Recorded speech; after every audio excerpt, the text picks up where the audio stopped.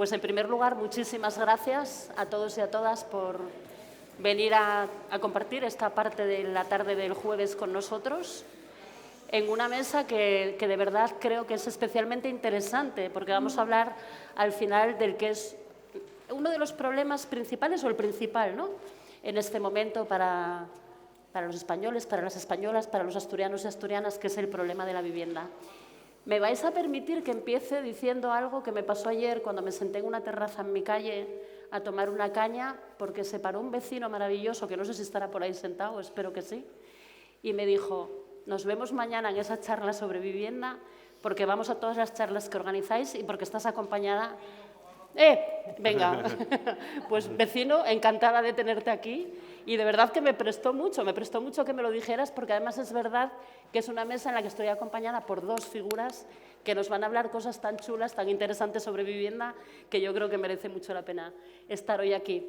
Y voy a empezar presentándolos, aunque probablemente ya los conozcáis. A mi derecha está Javier Gil. Javier es sociólogo e investigador del CSIC. Dirige desde 2025 el proyecto La nueva economía política de la vivienda, megacaseros globales, generación inquilina y política de vivienda. Hizo su tesis doctoral sobre Airbnb, fue investigador postdoctoral en el Instituto de Estudios de Vivienda y Urbanos de la Universidad de Uppsala, en Suecia, y en la UNED, donde cofundó el Grupo de Estudios Críticos Urbanos. En 2017 participó en la fundación de algo que os sonará muchísimo a todas, el Sindicato de Inquilinas e Inquilinos de Madrid y de Barcelona, y desde entonces es portavoz y militante activo acompañando a familias con problemas de vivienda. Es de los que pone el cuerpo para paralizar los desahucios. Tiene una amplia experiencia en negociación con fondos buitre y todo esto le ha llevado a ser una de las voces clave en la campaña Madrid versus Blackstone. El propio título de su libro aclara en el prólogo que lo que cuenta no es solo suyo, sino que es fruto colectivo de esas luchas. Y, de hecho, se destinan los derechos de autor del libro a proyectos que impulsan un nuevo paradigma de vivienda. Maravilloso. De manera que yo creo que podemos decir que suma rigor académico y trinchera sindical, que es algo que por aquí nos gusta mucho, militancia y universidad al servicio de la gente. Algo que tampoco es tan habitual, ¿no?, en el debate de vivienda que está habiendo en España y en Asturias en estos momentos. Así que os pediría, por favor, un aplauso para Javier Gil. Gracias. Gracias.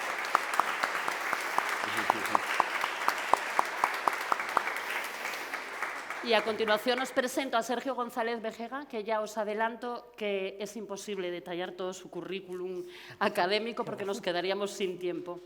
Es profesor titular del Departamento de Sociología de la Universidad de Oviedo, es integrante del grupo de investigación PROMEVI, promoviendo el empleo y el bienestar en Europa. Y una parte importante de su producción reciente analiza cómo las políticas de austeridad posteriores a 2008 fueron transformando el modelo de bienestar del sur de Europa y cómo las comunidades trabajadoras del norte de España se fueron haciendo resistentes frente a un proceso de deslocalización y cierre industrial, que es un tema del que nosotras hablamos muchísimas veces en el Parlamento asturiano, que nos preocupa especialmente, algo de lo que sabemos mucho en Asturias, ¿no? Es una de las voces académicas asturianas más sólidas en sociología del trabajo y del bienestar, con una amplia mirada europea comparada y una extensa trayectoria estudiando precisamente lo que la austeridad y la financiarización provocaron en la clase trabajadora del sur de Europa. Os voy a pedir también, por supuesto, un aplauso para Sergio.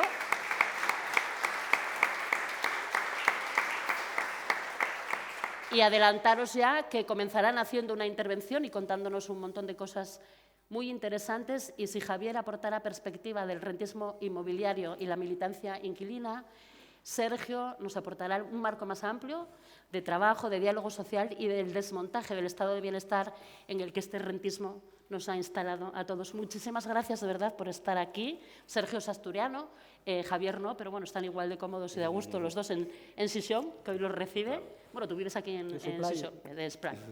Y nada, les doy la palabra, empezando por Sergio, para que nos cuentes lo que tú quieras sobre el tema. Genial. Pues nada, bueno, buenas tardes, gracias a todas y a todos por venir, muchas gracias por organizar este acto, por la presentación del libro a los dos. Y bueno, muy brevemente lo que voy a hacer es, como en 10 minutos, dar algunas pinceladas de, digamos, las hipótesis centrales del libro.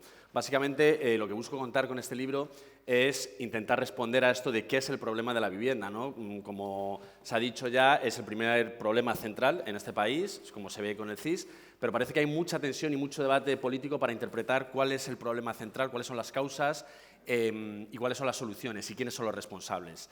Entonces yo intento, de alguna manera, entrar en eso, señalar que no es algo que haya surgido en los últimos años y que tiene que ver con un proceso histórico que se ha ido desarrollando, donde la vivienda se ha ido convirtiendo, se ha ido situando en el centro de la economía y en un centro central, en un negocio primordial en las sociedades en las que vivimos, y de ahí las tensiones que vemos. Sobre todo me centro en el ciclo que empieza en 2008. A partir de 2008, básicamente señalo o planteo a modo de hipótesis que hay un cambio, hay una reestructuración económica y política brutal en nuestras sociedades, y los problemas que estamos viviendo hoy surgen ahí. La generación inquilina, que es lo que lleva el título del libro, es básicamente aquella población que no puede acceder a una vivienda en propiedad por sus propios medios. Nace en 2008, cuando estalla la burbuja inmobiliaria, y inauguran esa generación inquilina la población más joven de aquel entonces. Pero lo que vemos es que según se va entrando en la edad adulta esta población, se van consolidando como generación inquilina, porque se ven excluidos de la propiedad inmobiliaria. Y las nuevas generaciones, a su vez, se van incorporando a esta generación inquilina. Para dar unos datos así muy ilustrativos, en 2008, un 28% de los hogares jóvenes vivían de alquiler. Hoy es un 58%. Eso es una brutalidad, porque vivimos en una sociedad denominada sociedad de propietarios. Desde los años 70, 80 se ha ido consolidando la vivienda en propiedad como un elemento central de lo que consideramos la vida de clase media, la ciudadanía, etcétera, donde si tú trabajabas y te esforzabas, pues por lo general accedías a una vivienda en propiedad. Pues esto se empieza a romper a partir de 2008. Pero no se rompe porque no haya viviendas, no se rompe porque la generación inquilina y las nuevas generaciones sean gente vaga, que no se esfuerza, que no trabaja. Se rompen porque los precios de la vivienda se desconectan de los salarios y de la economía real, de la economía que produce cosas, ¿no? Y eso tiene que ver porque surge a partir de 2008 una demanda que ya no es una demanda residencial como la que había antes de 2008. Empieza a haber una demanda especulativa, una demanda de inversión.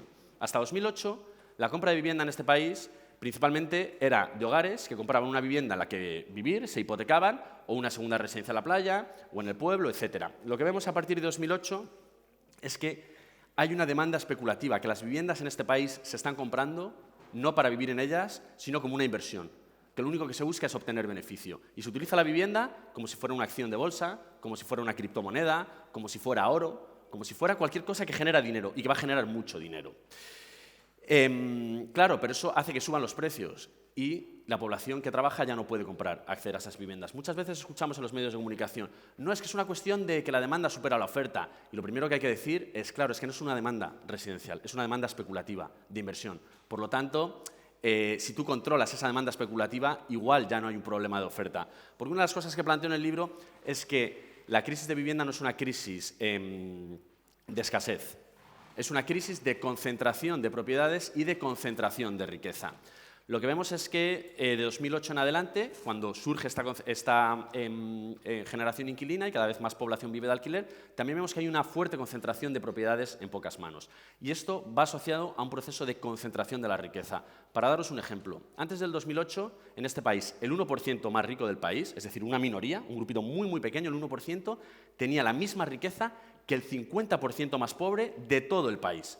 Es decir, que millones de personas juntas. Esto ya te está diciendo que la sociedad hace 20 años era muy desigual, donde un 1% tenía la misma riqueza que la mitad de toda la población. Lo que vemos desde entonces es que ahora la riqueza del 1% de 2008 en adelante se ha disparado respecto a ese 50% y se ha multiplicado por 3. Ahora, el 1% más rico de este país tiene 3 veces más de riqueza que el 50% más pobre de la población. Y esto es importante porque muchas veces nos están diciendo que es una cuestión de escasez, de que no hay, y lo que vemos es que no, y es muy importante señalarlo. ¿Por qué? Porque ahora mismo la crisis de vivienda, o como yo lo planteo en el libro a modo de hipótesis, las soluciones se disputan en dos planos. El modelo de la sociedad de propietarios generó una gran burbuja inmobiliaria, estalló por los aires. Este modelo es muy difícil que se repita, ¿vale? Entonces, ahora hay dos salidas, dos modelos políticos que están disputando esto. Uno, que es el que yo llamo en el libro la salida igualitaria, la que busca solucionar la crisis de vivienda a partir de un proceso redistributivo de la riqueza, que se basa en la democratización del sector inmobiliario, donde la intervención política busque reducir esa desigualdad a través de regular los mercados para que se redistribuya la riqueza y las propiedades. ¿Qué sucede? Que no hay fuerza política para ello. Estamos viviendo la derrota de un movimiento, o sea, el auge del neoliberalismo y la consolidación del capitalismo rentista, como yo señalo en el libro, tiene que ver con la derrota histórica del proletariado, que había un contrapoder que podía exigir, digamos, medidas al capital. Y en esta tierra lo conocéis muy bien, en los años 70, hace poco hubo una crisis de inflación. En los años 70, cuando había una inflación de un 7%, ¿qué pasaba? Que los sindicatos conseguían una subida del salario del 8 o del 10% más que la inflación. ¿Por qué? Porque si no te paraban una ciudad 3 días. Y esto ahora no pasa. Hace unos años subió la inflación un 10% y no tuvimos capacidad, la población, de reaccionar contra eso, ¿no? Entonces, esa salida sería la salida igualitaria, redistributiva, pero que necesita de esa formación sindical de contrapoder para disputar esa desigualdad. Y por el otro lado vemos una salida autoritaria, que básicamente tiene que ver con una gestión de la crisis por parte de las extremas derechas. Lo que nos están diciendo las extremas derechas es que el problema de la vivienda no es un problema de desigualdad, no es un problema de concentración de riqueza. Están diciendo que el problema son los migrantes, o están diciendo que el problema de la generación inquilina son los jubilados, que viven mucho mejor y que tienen propiedades y que por eso los jóvenes no pueden acceder a una vivienda por culpa de los jubilados. ¿Y que cómo se soluciona eso? Privatizando las pensiones. Esto no sé si lo veis, que de repente en el último año hay un debate muy fuerte que señala a los jubilados como los responsables de la situación de los jóvenes. ¿Qué sucede con estas dos salidas? Que la primera, la igualitaria, la redistributiva, busca entender la crisis como algo central de la desigualdad, donde que lo soluciona es un esquema de conflicto, de enfrentamiento de clase, ¿no? Lo que sería tradicionalmente un enfrentamiento de clase, recuperar esas categorías para pensar cómo se sale. La otra, la autoritaria, lo que busca es un enfrentamiento civil, un enfrentamiento entre pobres, que no busca cuestionar la estructura de desigualdad y de concentración de riqueza, sino lo que busca es este enfrentamiento entre los de abajo, ¿no? Españoles contra migrantes, jóvenes contra jubilados, etc. Ahora mismo vemos que cada vez que se aprueba una política de vivienda dices, claro, ¿por qué no se aprueba otra política de vivienda? Una cosa que hay que señalar es que el mercado inmobiliario está súper intervenido. En este país hubo una crisis espectacular de desahucios, una crisis hipotecaria, donde los bancos españoles iban a quebrar técnicamente, ¿vale? Y por eso el gobierno de Rajoy en 2012-2013 intervino el sector inmobiliario. Intervino el sector inmobiliario de una forma espectacular, cambió en un año muchísimas leyes.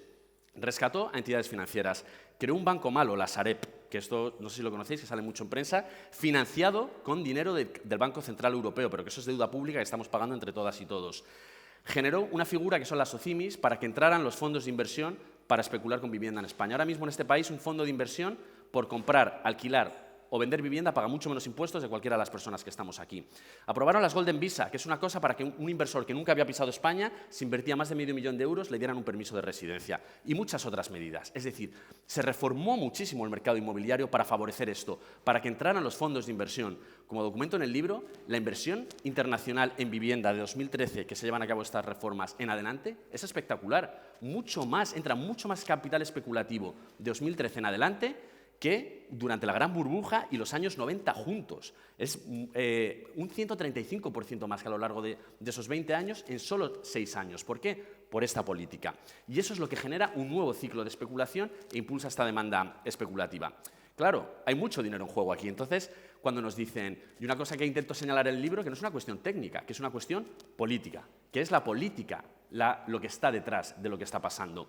Entonces, ahora cada vez que vemos que hay un impulso, claro, las cosas están muy mal, hay movilizaciones sociales, hay demanda que cambie la legislación y nos dicen, cada vez que se debate sobre una legislación que puede ayudar al inquilinato, que se basa en reducir la rentabilidad del sector inmobiliario, lo que vemos es, no, esto va a destrozar el mercado inmobiliario, no se puede, etcétera. Lo estamos viendo ahora con la prórroga de los alquileres que ha aprobado el Consejo de Ministros hace 2 semanas y que estamos viendo titulares. La Vanguardia el lunes, esta semana, decía la prórroga ha frenado al mercado inmobiliario. Y dices, ¿pero qué significa eso? Si en la mitad de Europa los contratos son indefinidos, ¿por qué en España no pueden serlos? Es decir, que los contratos de alquiler se apruebe una prórroga de 2 años es una medida que ayuda muchísimo a los inquilinos, pero es insuficiente comparado con Europa, donde son indefinidos, donde una persona en Alemania alquila una vivienda y puede estar toda su vida en esa vivienda, porque el contrato es indefinido. Y aquí, en cambio, nos dicen que no, porque en España el negocio ha sido que cada 5 años te echaban de la vivienda para buscar otro inquilino que pagara más. Y eso lo que facilita es que haya mucha rotación de inquilinos y que facilita que suban los precios muchísimo. Pero es la especulación lo que hace que suban los precios, no que haya más inquilinos, no que haya más población, como nos quieren hacer ver. Entonces, claro, yo hablo directamente en el libro de una guerra cultural contra las políticas de vivienda que justo ahora mismo lo estamos viendo con lo de la prórroga. Voy acabando ya, ¿no? No Ya lo llevo sé, casi 10 minutos. ¿Tenemos a Laura en algún sitio controlando el tiempo?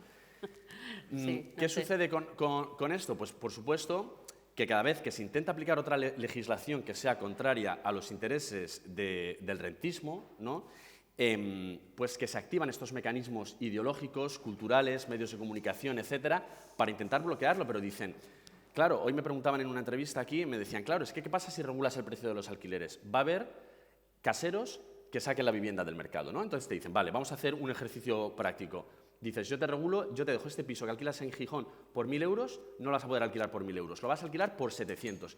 Y aún así ya te estás llevando muchísimo dinero. Es decir, según el Banco de España, la rentabilidad de la vivienda en alquiler en España, durante los últimos 10 años, supera los 2 dígitos. ¿Qué significa eso? Que es mucho más rentable invertir en vivienda en alquiler en España que en deuda, que en el IBEX, que comprando acciones en el IBEX, que invirtiendo en la economía productiva. Y eso lo que hace es que toda la inversión se redirija aquí. Entonces, claro, si tú dices, vamos a reducir esta rentabilidad y en vez de alquilar un piso en Gijón por 1.000 euros, por ley te voy a hacer que lo alquiles por 700 euros. Aquí ya hay muchos que te dicen, no, yo con mi vivienda puedo hacer lo que quiera. Y eso en realidad no es así. Porque vivimos en sociedades donde el derecho a la propiedad privada es un derecho reconocido, pero la propiedad privada está sujeta a su función social, como reconoce el artículo 33 de la Constitución. Es decir, una sociedad donde el derecho a la propiedad privada es un derecho absoluto por encima de todo, es más propio de una sociedad feudal que sobre el tipo de sociedad en la que vivimos. Entonces sí que se puede, aunque te digan que cada uno puede hacer con su vivienda, que lo pueda alquilar al precio que quiera, en este país en concreto no puedes, ni en la mayoría de países europeos, ni en Estados Unidos, etcétera. Entonces tú haces esa medida para reducir la rentabilidad, que no se la estás quitando la rentabilidad, estás reduciéndola. Dice, bueno, pues entonces ya yo no lo alquilo, lo transformo en un piso turístico, que es lo que está pasando en Barcelona, que de repente la regulación está haciendo que todos los caseros empiecen a alquilarlo como pisos turísticos o alquileres de temporada. Dices, claro, no lo puedes permitir, porque son estrategias que utilizan para saltarse la ley y seguir subiendo los precios. Hay que regularlo, hay que proteger la función residencial de la vivienda, limitando esos mercados especulativos. Y te dicen, bueno, pues la dejo vacía. Claro, es que ¿cómo no? Si 1/3 de la vivienda vacía de Europa está en España, ¿cómo no podemos sancionar la vivienda vacía? En Francia, al principio del 2000, pusieron un impuesto muy fuerte a la vivienda vacía. ¿Qué pasó? Que funcionó muy bien, que se movilizó muchísima vivienda. ¿Y qué hicieron? El gobierno, endurecerlo aún más, porque funcionaba. ¿Por qué en Gijón una casa que se alquila 1.000 euros, tú no le puedes poner un impuesto de 250 euros al mes si se mantiene vacía? ¿Por qué no? Porque podemos, en una situación de crisis como la que vivimos, o la movilizas o haces algo con esa vivienda.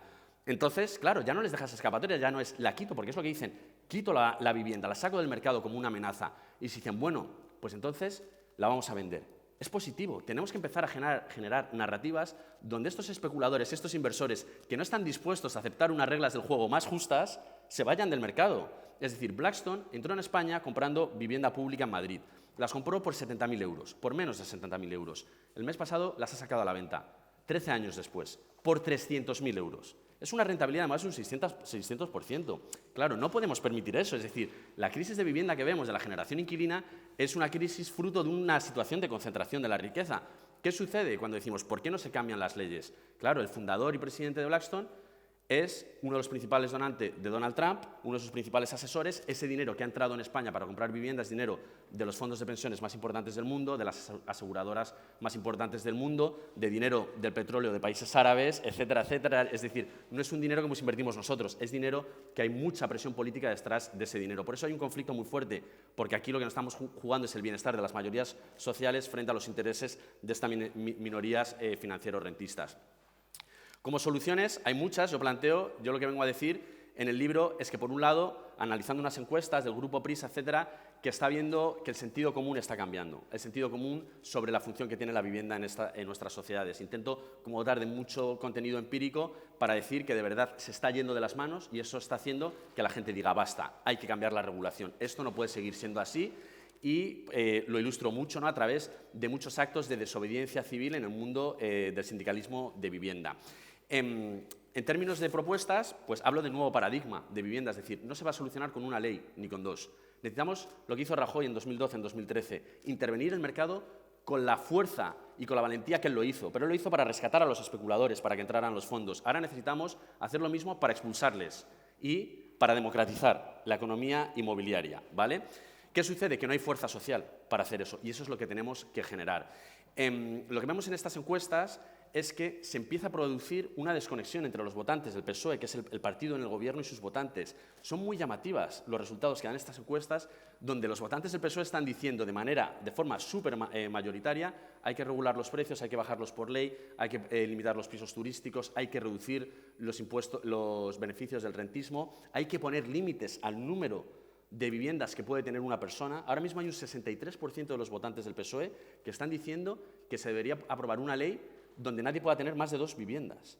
Es decir, que es una medida, a mí me llama mucho la atención esa medida, ¿no? En esa encuesta del Grupo Prisa, es decir, que es un grupo de comunicación mayoritario, ¿no? Que no sé si les interesaría esos resultados, pero que la presentan Ángeles Barceló y Javier Ruiz en la cadena SER, dan esas cifras, y lo que vemos es que, claro, un 49,6% de la población de esa encuesta están diciendo que nadie debería tener más de 2 viviendas. Y dices, ostras, pero si vivimos en un país donde la propiedad inmobiliaria es el ADN de esta sociedad, y de repente la población está diciendo eso, ¿cómo puede ser? Pues porque la gente está diciendo, basta ya, esto se ha ido de las manos, hay que cambiarlo y hay que poner control, y hay que redistribuir las viviendas, basta ya de control, etc. Entonces, yo cuando hablo de decir hay que hacer lo que hizo Rajoy, pero a la inversa, yo hablo de nuevo paradigma de vivienda, que son toda una serie de intervenciones políticas, que voy a señalar solo una de ellas. Porque, claro, si el otro día me decía un periodista, así provocándome un poco, el 73% de los inquilinos declara que le gustaría tener una vivienda en propiedad. Y digo, claro, lo que me sorprende es que no sea al 100%. ¿Qué inquilino en estas sociedades quiere vivir de alquiler? Si vivir de alquiler es sinónimo de empobrecimiento, precariedad, inestabilidad. ¿Qué sucede? Que no podemos volver a la sociedad de propietarios, porque eso, aparte de generar especulación, desigualdad, etcétera, casi destroza el país. Entonces, hay que explorar formas de propiedad públicas de vivienda, que la vivienda se pueda convertir en un derecho como la educación o la sanidad. Y de la misma forma que estamos orgullosos, yo estoy en una universidad pública en Madrid y tengo sanidad pública y estoy orgulloso de ello, ¿por qué no puedo vivir en una vivienda propiedad de titularidad pública, donde yo sé que el alquiler es indefinido, que aunque no sea mi propiedad nunca me van a echar, donde sé que voy a pagar el 15 o el 20% de mi sueldo para esa vivienda y no más, y no me van a echar para poner a otra persona que pague más o para hacer un piso turístico, donde sé que si se me rompe la caldera me van a arreglar la caldera, etcétera? ¿Por qué no podemos hacer eso? Porque técnicamente se puede, y es lo que intento desarrollar en este modelo. Y acabo. Vale, y acabo. Propongo, ¿por qué no hacemos un fondo de inversión público? Es una propuesta que básicamente es hacer lo que hacen los fondos buitre, pero para lo contrario, para generar un parque de vivienda público que vaya generando patrimonio público y no deje hueco a los especuladores. Entonces, como desarrollo mucho técnicamente cómo habría que hacer eso posible. Y luego también hago una apelación, digo, ¿cómo puede ser que esté pasando lo que está pasando y no cambien las cosas? Y hay una situación de bloqueo institucional, porque estamos gobernados por esto, por el rentismo, por una planificación rentista. Y miro al mundo laboral y digo, ¿cómo se conquistaron los derechos laborales en los últimos 200 años? Pues fue a través de procesos de desobediencia civil, huelga y un fuerte sindicalismo. Entonces, hoy también planteo si no hay una desobediencia y no hay un sindicalismo fuerte en el ámbito del alquiler y se empieza a desobedecer leyes injustas en el ámbito del alquiler, hasta que esa desobediencia se transforme en ley, como surgió en el mundo laboral, no van a poder cambiar las cosas y no va a poder cambiar esta legislación. Gracias. Mira.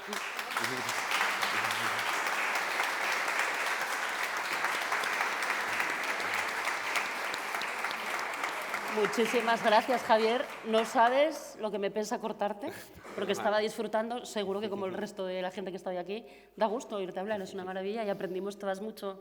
Y hablaste de cosas como derrota del proletariado, que remueven. Y, bueno, impuesto a la vivienda vacía, la pelea que tuvimos aquí para conseguirlo, no lo conseguimos, seguiremos peleando. Y una cosa que me pareció extraordinaria y que ojalá sea verdad, el sentido común está cambiando, esperemos que sea así.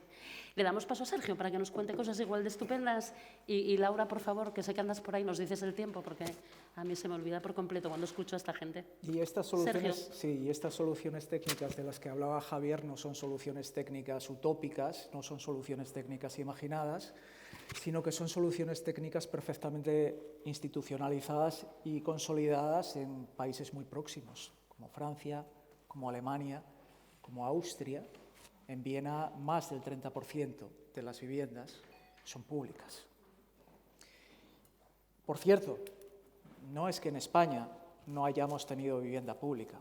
En España, desde la década de los 50, hemos construido alrededor de 6 millones de viviendas, de las cuales queda un 10%, alrededor de 600.000 y la mayor parte en el País Vasco. Lo que ha ocurrido es que el franquismo, las políticas de vivienda franquistas nos dejaron una bomba de relojería que no hemos sabido desactivar y que implicó, o que ha venido implicando, un goteo, una pérdida de esas viviendas de protección a medida que esas viviendas protegidas, es verdad, destinadas a la compra en propiedad, pues han ido perdiendo su condición de viviendas protegidas y han pasado al mercado libre, ¿verdad? Bueno, yo lo primero que quería decir es que he preparado una intervención cortita. He pensado acerca de cómo podía yo dar, no valor, porque el libro es excelente, sino quizás pegarlo un poco al terreno, porque es un libro que es verdad que fundamentalmente está construido a partir del laboratorio que constituyen ciudades globales como pueda ser Madrid, como puede ser Barcelona, ciudades con una problemática alrededor de la vivienda que es cierto en muchos aspectos, aunque a diferente escala, se reproducen en ciudades de pequeño y mediano tamaño como puedan ser Gijón, como pueda ser Oviedo, como pueda ser Avilés. Entonces, dándole un poquito vueltas y paseando, que es una cosa que a mí me encanta, por la ciudad. Mis críos dicen que cuando paseo por la ciudad siempre voy mirando hacia arriba, nunca miro a las personas. Un día me va a atropellar un coche, siempre voy mirando los edificios, siempre voy pensando, pues, ¿quién vive ahí? Pues resulta que, se lo contaba a Coba antes, pensando hace un par de días cómo plantear esta presentación, venía yo de la plaza de garaje que tengo encima de Villa, arriba del todo, en Emilio el Negro, a mi calle. Yo vivo aquí al lado, en el centro, en San Bernardo. Venía, digo, y me cruzaba con... Hay 3 promociones nuevas. Si ustedes hacen ese paseo, las van a encontrar. Son 3 promociones nuevas que tienen 3 lonas, cubriendo el frontal del edificio. Vivienda de élite, dice la lona de una de esas promociones. Vivienda de lujo, dice la lona de otra de las promociones, vivienda exclusiva, ¿verdad? Y debe ser que yo no soy un residente de élite, a pesar de que vivo en ese barrio, ni un residente de lujo, ni un residente exclusivo. Vivo de alquiler, por cierto. En primer lugar, porque aun siendo profesor titular de universidad y mi salario se encuentra bastante por encima de la media y tengo una condición laboral tan estable como te pueda proporcionar una figura funcionarial, yo no podría permitirme adquirir esas viviendas exclusivas, de lujo. Y en segundo lugar también porque la mayor parte de ellas, por la configuración, por la estructura, por la superficie, pues no están pensadas para alojar una familia. Y no es que seamos muchos en mi familia, somos 2 adultos y 2 críos, pero digamos que con una vivienda de una habitación a un precio desorbitado de 500.000 euros, pues como que no nos salen las cuentas. El caso es que parece que esa vivienda que se está construyendo en el barrio no es para mí, y dándole vueltas a las cosas que observamos, que es eso que hacemos tanto los sociólogos, poniendo en marcha algo que un sociólogo norteamericano de mediados del siglo XX, que se llama Charles Wright Mills, denomina imaginación sociológica, que no es una capacidad exclusiva de los sociólogos para nada, es simplemente una capacidad crítica que tienen todos ustedes para preguntarse si lo que me pasa a mí le pasa a otros, como yo, y por qué nos pasa. Pues entonces activando esa imaginación sociológica, pues me preguntaba, ¿qué pasaría si yo llegase ahora mismo a este barrio en el que vivo? Es el centro, pero imagínense, hagan por favor este pequeño juego con su barrio. Piensen en ustedes cuando llegaron a su barrio, en las condiciones de renta, laborales que tenían. ¿Podrían permitirse comprar la vivienda en la que viven si son propietarios? ¿Podrían pagar la renta de alquiler si no tienen una hipoteca y lo que tienen es un contrato de arrendamiento? En mi caso la respuesta es no, y seguramente en la mayor parte de casos de todos ustedes, trabajadores, pensionistas, vecinos, todos conocemos el nivel de renta de una ciudad como Gijón, ¿verdad? La respuesta será también no, o puede ser quizás, pero con muchísimo esfuerzo. Entonces, Si la vivienda que se está construyendo en estos barrios en los que vivimos no es para la comunidad social de vecinos que vive en estos barrios, ¿para quién demonios es? Porque vivienda se está construyendo. Tiene que haber una demanda que tenga la liquidez suficiente como para absorber esa oferta, ¿verdad? Porque queda claro que ese mercado objetivo de vivienda no es, insisto, para las personas que vivimos aquí. Y de la pregunta yo lo tenía aquí impreso, la pregunta de vivienda ¿para quién? Para mí no, será para otros. Pasamos a una segunda pregunta que es ¿vivienda para qué? Que tiene que ver con algo que apuntaba Javier. Como me he leído su libro, pues intuía un poquito por dónde iban a ir sus argumentos, ¿verdad? ¿Para qué se construye esa vivienda que no es para mí? Porque si no es para mí, no va a ser una primera residencia. No va a ser una vivienda para desarrollar un proyecto de vida permanente, asentado en la ciudad. Va a ser una vivienda que se va a destinar a otra cosa. Puede ser una segunda vivienda. O puede ser, sobre todo, un tipo de vivienda que se dedica a algo que señalabas, a una explotación económica que no tiene que ver necesariamente con habitar la vivienda, que no tiene que ver necesariamente con vivir, tiene que ver con otra cosa. Por ejemplo, a través de un fenómeno que Javier ha estudiado muy bien y además de manera absolutamente pionera en España, como es el alquiler turístico. Claro, a Madrid el fenómeno del Airbnb, del alquiler turístico, llegó pues aproximadamente con intensidad 4 o 5 años antes que Asturias. Yo a Javier no le conocía, pero le había leído mucho. La respuesta a esta pregunta de vivienda no para quién, sino para qué, la conocen todos ustedes si viven en Gijón. Y si tienen cierta relación con los datos sobre alquiler turístico o si han experimentado algún tipo de conflicto en sus comunidades de vecinos con personas que dedican a ese tipo de explotación económica su vivienda. Tenemos poca vivienda para vivir, se construye poca vivienda para vivir y de la vivienda existente se detrae oferta para vivir. Menos vivienda para que las personas puedan iniciar un proyecto de vida independiente. Javier se refiere fundamentalmente a los jóvenes. Podemos referirnos también a las personas que vienen de otros lugares y que a través de su contribución en el mundo del trabajo, pues, por ejemplo, nos cuidan. O, por ejemplo, se incorporan a segmentos del mercado laboral en los cuales nosotros no queremos trabajar. O es que no observamos quienes trabajan en hostelería. Poca vivienda en general para vivir, poca vivienda en general para nuevos residentes y mucha vivienda, con ese fin especulativo que señalaba Javier, para quienes, siendo ya propietarios, depositan su ahorro en más inmobiliario residencial, que se dedica a usos residenciales no permanentes.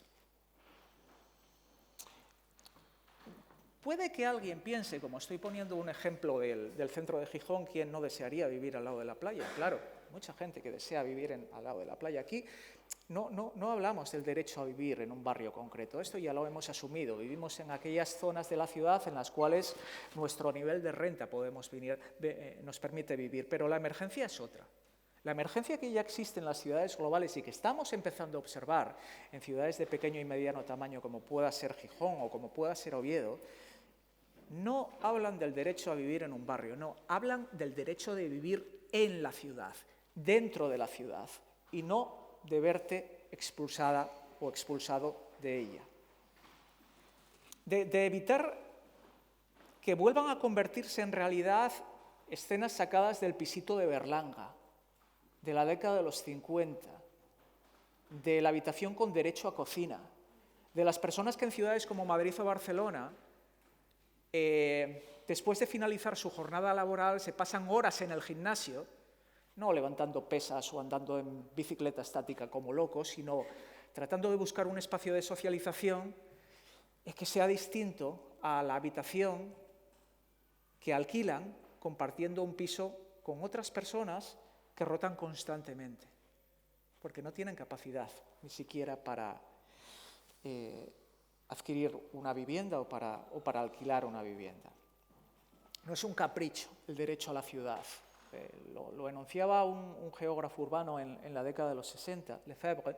Yo no lo he entendido hasta hace relativamente poco tiempo, el derecho a vivir en la ciudad. ¿Por qué no voy a tener derecho a vivir en la ciudad? Me voy a un barrio más lejano, bueno, hago toda una serie de esfuerzos que tienen que ver con un mayor tiempo de desplazamiento, pero siempre voy a poder vivir en Gijón, siempre voy a poder vivir en Oviedo, siempre voy a poder vivir en Madrid, ¿seguro? Y además no vivimos donde nos da la gana, no vivimos donde queremos, no vivimos donde aspiramos, vivimos donde necesitamos vivir. Vivimos cerca de nuestro lugar de trabajo. Vivimos cerca, necesitamos vivir cerca de las personas que cuidamos o de las personas que amamos. Porque la ciudad, además, no solamente es un montón de ladrillos y un montón de edificios más o menos bonitos. La ciudad es una comunidad social. Y lo que está ocurriendo con el problema de la vivienda en España, con esta crisis de acceso a la vivienda, es que está volando, está detonando esa comunidad, ese conjunto de individuos que comparten su vida, ¿verdad? No sé cómo voy de tiempo, igual mal. 2 minutos, me da tiempo a una cosita, a la tercera diapositiva. Javier lo ha verbalizado, yo lo voy a expresar en términos un poquito de economista, aunque no soy economista. Bien de uso y bien de cambio. Esa transformación en la mentalidad a la que hacía referencia Javier, no es necesario que la cartera de viviendas de una ciudad pertenezca a los fondos de inversión para que se opere en todos nosotros y en ese mercado inmobiliario un cambio en la lógica de extracción de valor de la vivienda. El problema es que los pequeños propietarios han incorporado esa lógica extractivista que es propia de los fondos de inversión que desembarcan efectivamente para, como buitres, hacerse con los buenos suelos y con los muy buenos pisos que tenía la Sareb. Se quedaron con lo bueno, con lo malo no. Es verdad que España tiene una cultura inversora muy pegada al ladrillo, la tiene desde los 50, la tiene porque el ministro Arrese realmente tiene un enorme éxito a la hora de introducir en nuestro ADN la idea de que para ser de clase media tenemos que convertirnos en propietarios, y eso convierte a la estructura de tenencia de la vivienda en España en una anomalía con respecto al resto de países europeos. Pero esa inversión en ladrillo hasta la crisis inmobiliaria del 10 era una inversión paciente. Era una inversión que, en primer lugar, no cuestionaba que la vivienda era un bien de uso que servía para vivir nosotros, para que vivan nuestros hijos, para alquilarla a un inquilino y de manera paciente obtener un retorno, ¿verdad? Con el que, por ejemplo, complementar nuestras pensiones, porque nuestras pensiones con respecto a nuestros salarios son bajas, implican una merma de poder adquisitivo. Lo que ocurre, como bien señalaba Javier, es que en el 10 aquí entran unos actores, entran fuerte en algunas ciudades globales, Madrid, Barcelona, Islas, Málaga, no entran en otras ciudades de tamaño pequeño y mediano, y entran con una lógica, no de inversión, con una lógica especulativa, de poner a producir la vivienda. ¿Y cómo se pone a producir la vivienda? La vivienda es un bien muy particular. ¿Cómo se pone a producir la vivienda? Pues haciendo rotar al máximo las personas que pasan por ella. De manera que hemos pasado de un bien cuyo uso es vivir a un bien cuyo uso es pasar por él, que pase el mayor número de personas posible. Alquiler turístico. ¿Cómo maximizo el rendimiento de la vivienda? No un alquiler mensual, no, un alquiler semanal, no, un alquiler diario. Entre otras fórmulas, porque aquí en Gijón, por ejemplo, hay un proyecto de residencial muy interesante en la Plaza del Carmen, el viejo edificio de Telefónica, que está anunciando viviendas para nómadas digitales, otra vez de lujo, especiales, no para vecinos, para gente que viene de fuera, para gente con un poder adquisitivo superior. No es para ustedes, no es para mí, es para otros. El problema, insisto, no son los fondos de inversión, el problema son ustedes y yo. El problema es personas como ustedes y yo, el problema es personas con carnet de comisiones obreras, personas con carnet de UGT, personas de izquierdas, que no son capaces de entender que ese uso especulativo al que están destinando su vivienda es depredador y no encaja con unas ideas asociadas a la cohesión social, a la construcción de comunidad. Estás depredando, insisto, a tus vecinos. Porque los pequeños propietarios hemos asumido esta idea de poner a producir la vivienda. Y el resultado es que lo que antes era un activo no corriente, los economistas lo llaman así, que tenía o que se destinaba a un uso residencial permanente, se convierte en un bien de cambio, que o bien se explota intensivamente, o bien, y esta es la característica de los bienes de cambio frente a los bienes de uso, se compra y se vende para obtener un plusvalor inmediato. Alquiler turístico.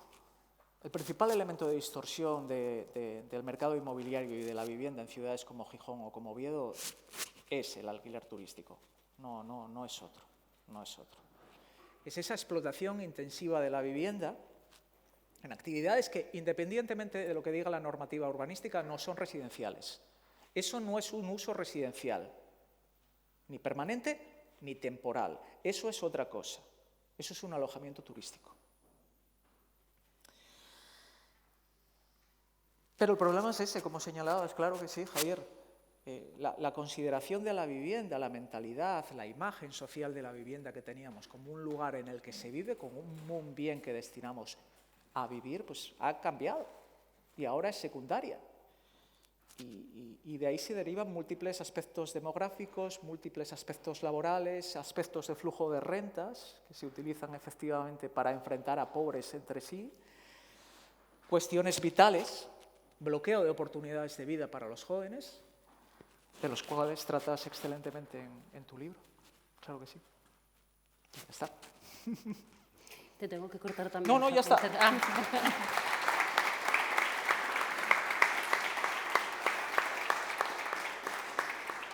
Muchas gracias, Sergio. Y de las muchísimas cosas que dijiste, y todas ellas muy, muy interesantes. Bueno, me quedo, por cierto, con la invitación de los dos a la reivindicación social, a la revolución, si hace falta, y a que espabilemos, ¿no? Así diciéndolo de forma coloquial, a que espabilemos. Pero fíjate, hay una cosa que me llama la atención, porque hablabas del derecho a vivir en la ciudad. Y esto me llevaba a pensar en la gentrificación, que es un fenómeno del que algún día tendremos que hablar también. La gente expulsa de sus barrios para convertirlos en barrios que son escenarios para los turistas. Que pasa aquí, por ejemplo, bueno, los que sois de Gijón, las que sois de Gijón, en Cimavilla, en La Arena, en tantos otros sitios. Y en los guetos, y os voy a decir por qué digo esto. Porque hay una parte del Parlamento asturiano en el que yo ahora tengo el honor de estar temporalmente, que tiene tan asumido que verdaderamente el problema de la vivienda existe. Y ellos creen que tienen, hablo de la derecha, evidentemente, y ellos creen que tienen soluciones que pasan, entre otras cosas, porque no todo el mundo pueda vivir en todas las partes. Es decir, cuando hacen su discurso de forma absolutamente natural y sin sonrojarse, dicen, bueno, evidentemente no cualquiera va a pretender vivir en la calle Uría o en la calle Corrida. Y a mí se me ponen los ojos como platos, porque digo, ¿y por qué no? ¿Y quién eres tú para decidir quién puede vivir y quién no en la calle Uría o en la calle Corrida? Teniendo en cuenta además que aquí estamos hablando de que absolutamente todo el mundo tiene que tener derecho a una vivienda digna, que esa vivienda digna tiene que estar además en un entorno amable, seguro, en una ciudad que no haga diferenciaciones por guetos, ¿no? En función del poder adquisitivo, que tiene mucho que ver con todo esto que nos estás contando. Yo a veces cuento estas cosas un poco como desahogo, porque sé que vosotros y vosotras que estáis ahí enfrente me entendéis. Una cosa de funcionamiento. No sé si os pasaron ya, y si no os pasarán unas tarjetitas a todos aquellos que queráis hacer alguna pregunta al finalizar, tanto a Sergio como a Javier, porque bueno, nos parece una forma un poco más ágil que lo típico de levanto la mano, paso el micrófono, que al final la mayor parte de la gente se queda sin preguntar. Si no las pasaron ya, os las pasarán, de manera que podáis preguntar por escrito y yo transmito las preguntas, todo lo que queráis a Sergio y a Javier. Pero antes de abrir el turno de preguntas, a mí me gustaría, ya que estoy aquí y me lo puedo permitir, hacerles alguna pregunta. Yo no sé si a vosotros os pasa, pero a veces cuando tienes un libro en la mano te enamoras ya con el título. Y a mí me pasó con este en concreto, porque generación inquilina es como una bofetada de realidad, ¿no? De verdad te aterriza y dices, espera que aquí está pasando algo y algo importante. Y precisamente te quería preguntar, no solamente por el título evidentemente, sino por lo potente de esta expresión y por la idea que das a lo largo de todo el libro de la diferencia entre el sujeto inquilino de hoy y el que lo era en su momento, en generaciones anteriores, que también vivían de alquiler. ¿Y por qué insistes además, que yo creo, estoy completamente de acuerdo, pero quiero que nos lo expliques, en que no es una elección, sino una imposición estructural esta diferencia? Genial, pues a ver, el título también luego... He tenido muchas dudas con el título y me sigo afirmando, pero sé que confunde muchas veces, porque cuando decimos generación inquilina, probablemente la mayoría pensáis, la gente joven, ¿no? Y no quiero decir eso. Quiero decir, es las generaciones del 2008 en adelante, que empiezan siendo las más jóvenes del 2008, pero que van envejeciendo. Y luego pensaba, ostras, lo tenía que haber llamado sociedad inquilina. Digo, frente a la sociedad de propietarios, sociedad inquilina, pero no quería llamarlo así, porque para mí lo importante de llamarlo generación inquilina es lo que acabas de decir, es la parte de que hay un sujeto. La generación inquilina es un sujeto de explotación. Básicamente lo que está pasando con la vivienda es que hay una crisis de rentabilidad, que el dinero no encuentra mercados donde invertirse de forma rentable y se está redirigiendo masivamente hacia usos especulativos en la vivienda, porque ahí es donde está encontrando más beneficio. Entonces, para que funcione la economía, esta economía que está generando tanta desigualdad, lo que yo llamo capitalismo rentista, es porque hay un sujeto de explotación, como lo fue el sujeto de explotación en las fábricas o en las minas, como lo es ahora en la vivienda. Y hay un sujeto de explotación que es esta generación inquilina. Pero cuando esta generación inquilina se organiza, lucha, crea sindicatos, se transforma en sujeto político. Y cuando se transforma en sujeto político, puede a través de esas luchas no solo conseguir conquistas materiales, sino cambiar las sociedades en las que vive.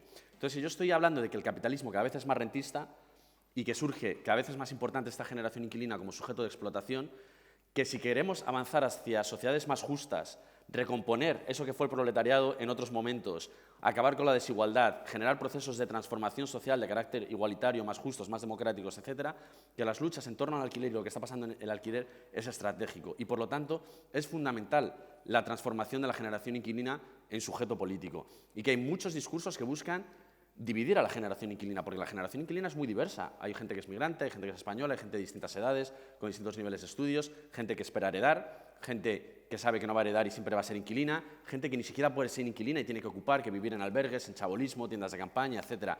Pero las experiencias inquilina, yo analizo, para presentar esto, analizo unos estudios de P. Thompson, que es un historiador muy famoso, que él analiza cómo se forma la clase obrera en Inglaterra. Y él habla de experiencias comunes. Y yo estoy viendo, lo que intento señalar, y señalo 7 en concreto, que está viviendo la generación inquilina, que hace que, aunque haya muchas diferencias entre sí, se puedan organizar a través de intereses colectivos y de manera antagónica hacia otra gente, otros actores, que buscan otras cosas.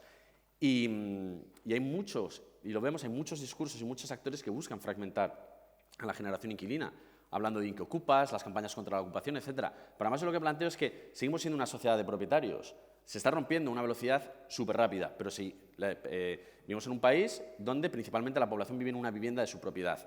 Esta población tiene que ser una aliada de la generación inquilina. La generación inquilina no solo tiene que reconocerse como un grupo social con intereses comunes, sino que tiene que saber aliarse y convencer a esta población propietaria. Y yo creo que eso está pasando, precisamente por estas encuestas que analizo en el libro. Hay gente que vive en una vivienda de su propiedad, que la tiene pagada, que no le afecta el problema de la vivienda de manera directa, aunque puede tener hijos, nietos, sobrinos, etcétera, pero está diciendo también, basta ya. ¿De qué más me da que mi vivienda valga 400.000 euros o 300.000? Si la necesito para vivir, si yo no soy quien la está explotando. Entonces, claro, de repente hay una alianza y hay, digamos, lo que podría ser un sentir contrahegemónico, contrario a estas leyes del mercado de que suba siempre el precio de la vivienda, etcétera. Claro, lo que te vienen a decir las campañas contra la ocupación, desocupa, la extrema derecha, es tú, trabajador, que solo tienes una vivienda, que es tu mayor activo, que es tu fuente de riqueza principal, no te despistes, no te preocupes de la generación inquilina, de esta gente que no tiene vivienda y se moviliza, etcétera. No te movilices con ellos. Preocúpate de lo poco que tienes, que es tu casa, porque si te despistas, te la van a quitar. Pues lo que buscan es que esta población propietaria sus intereses se alinee con los intereses de las oligarquías rentistas y financieras, cuando en realidad lo que vemos es que se están produciendo esas otras alianzas. Entonces, por eso hablar en términos de sujetos políticos y grupos sociales que también pueden generar alianzas para transformar la sociedad en la que vivimos. Yo planteo que el cambio social en esta sociedad, que las luchas en torno al alquiler y lo que está pasando en la vivienda, en el fondo lo que están prefigurando es hacia dónde van nuestras sociedades. Si se impone una política de vivienda, Por ejemplo, lo que podemos ver cuando se gobierna la derecha con la extrema derecha, más liberalización de todo, eliminar derechos a los inquilinos, más fondos buitres, más especulación, más lo que tú dices. No, el mercado dicta dónde vivimos cada uno. Da igual, si tú te puedes pagar una vivienda a 50 kilómetros, es ahí donde vas a vivir, porque aquí manda el mercado y las rentas. Eso está prefigurando una sociedad que va a buscar, que va a generar más desigualdad, más divisiones sociales, más fronteras sociales y va a ser menos justa y menos democrática. Pero si se consigue un tipo de regulación que busque lo contrario, también va prefigurando otro tipo de sociedad, más democrática, más justa, etc. Entonces, creo que por eso es tan importante hablar de la generación inquilina como sujetos y como algo que trasciende la vivienda en sí misma, sino como una trinchera estratégica hacia el rumbo que están tomando nuestras sociedades, porque el neoliberalismo y sus promesas se han roto. La sociedad de propietarios fue un elemento central para que el movimiento obrero dejase de percibirse como movimiento obrero y se percibiera como clase media. Bueno, yo ya no necesito sindicatos que negocien a favor y me consigan mejoras salariales. Y no necesito un estado de bienestar que regule para favorecer mis intereses, redistribuya hacia abajo, etc. Yo ya me vuelvo propietario, el precio de la vivienda nunca baja y esto es lo que me va a generar a mí, va a ser mi pensión, mi seguro, mi protección frente a incertidumbre, etc. Esto se ha roto y ya no hay ni lo uno ni lo otro. Entonces, claro, es esto lo que nos estamos jugando. Pues efectivamente, fíjate, mencionaste por 2 o 3 veces ocupación, inquiocupación, que es otro de esos fantasmas que la derecha agita permanentemente, ¿no?, para asustar a todo el que tienen enfrente. Y que, bueno, y la Sareb, que hago un inciso mínimo para decir que no solamente la conocemos, sino que la padecemos y que concretamente aquí en Gijón, y no sé si hoy estará por ahí alguno de ellos y de ellas, hay una serie de vecinos que están amenazados por la Sareb de desahucio, bueno, pues trampeando una vez más, ¿no?, familias vulnerables a las que quieren echar de sus casas, me imagino yo que soy muy mal pensada, para poder alquilarlas a un precio muy superior al que están obteniendo en este momento la Sareb, el banco malo. Sí, sí. Es tremendo y es así, efectivamente. Esta cuestión va para los dos. Por un lado, Javier, me gustaría que nos explicaras, o sea, si para cualquier vecino de Sesión o de Ubieu, que tenga que entender cómo un fondo de inversión, tú que conoces mucho de este tema, en Nueva York puede terminar decidiendo lo que pagas tú aquí por el alquiler de tu casa, porque esto está ocurriendo realmente. Y para ti, Sergio, y sobre este mismo tema, desde la sociología de las políticas públicas y su trabajo sobre cómo se construye, cómo se bloquea el diálogo social en el sur de Europa, concretamente en Asturias, que es donde estamos, cómo se explica que un argumento que empíricamente es falso termine funcionando lo suficientemente bien como para suponer al final un cerrojo institucional para conseguir el bloqueo de las políticas desde las instituciones.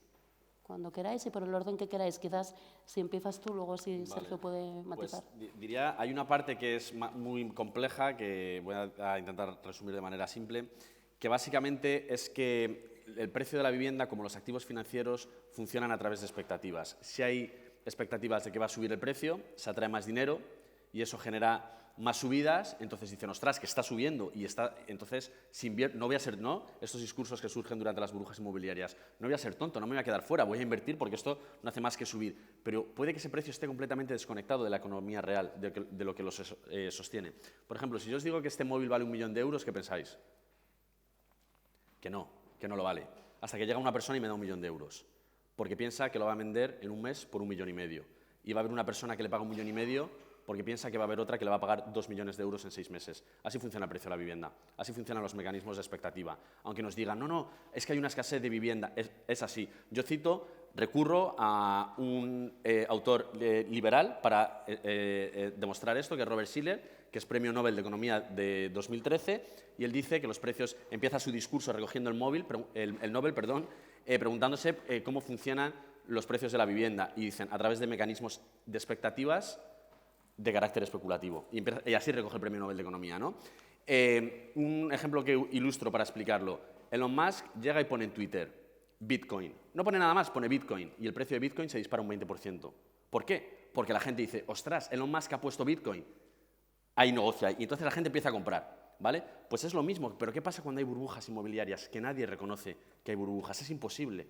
Robert Shiller hace un estudio en 2004 en todas las grandes ciudades de Estados Unidos donde está habiendo más burbujas inmobiliarias y pasan una encuesta y solo el 1% de los que están comprando vivienda en 2004 hablan de burbuja. El resto hablan de oferta y demanda y escasez de vivienda. 3 años más tarde, 4 años más tarde, los precios estallan y sus viviendas valen la mitad de lo que valían. Claro, porque nadie lo puede reconocer.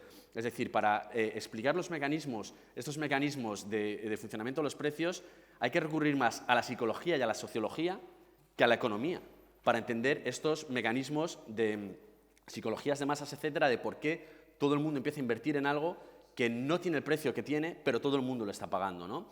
Entonces, claro, y eso es lo que hace que de repente algunos fondos de inversión entren, por ejemplo, cuando Rajoy hace todas estas reformas que he dicho antes, ¿quién iba a invertir en vivienda en España si desde 2008 a 2013, que acaban todas estas reformas, el precio de la vivienda no hacía más que caer en todas partes en España?